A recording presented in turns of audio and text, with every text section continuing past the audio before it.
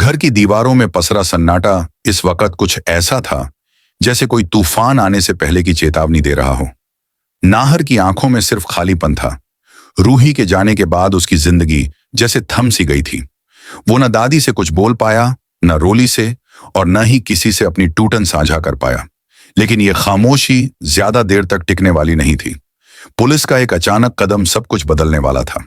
एक बड़ी गाड़ी गोयनका हाउस के सामने आकर रुकी। दरवाजा खुला और पुलिस इंस्पेक्टर के साथ जो चेहरा सामने आया उसने सबकी रूह कंपा दी। रूही जिंदा थी। उसका चेहरा खून और मिट्टी से सना हुआ, कपड़े फटे हुए, सांसें धीमी लेकिन चाल में एक ठोस जिद, जैसे वो मौत को चीर कर लौटी हो। पूरा घर जड़ हो गया। जूही के हाथ से पानी का गिलास गिरा और नाहर, वो तो जैसे अपने पैरों पर खड़ा भी नहीं रह पाया। रूही! नाहर की कांपती आवाज हवा में बिखर गई। अगले ही पल वो दौड़कर उसके गले लग गया।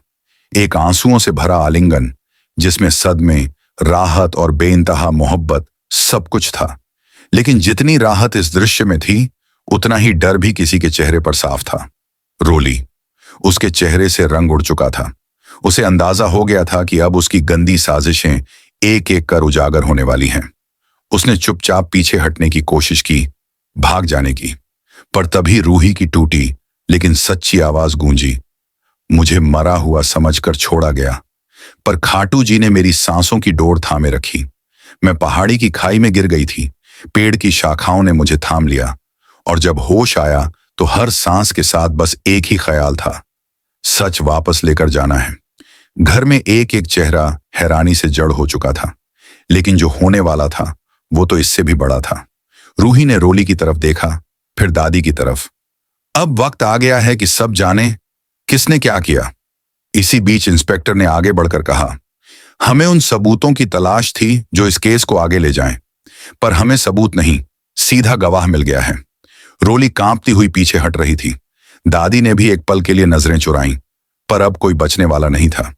इन्हें गिरफ्तार किया जाए, इंस्पेक्टर ने कहा।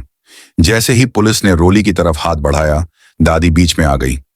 अगर इसे ले जा रहे हो तो मुझे भी ले चलो, क्योंकि ये जो कुछ भी कर रही थी मेरी ही शह पर कर रही थी। पूरा घर जैसे एक झटके से टूट गया।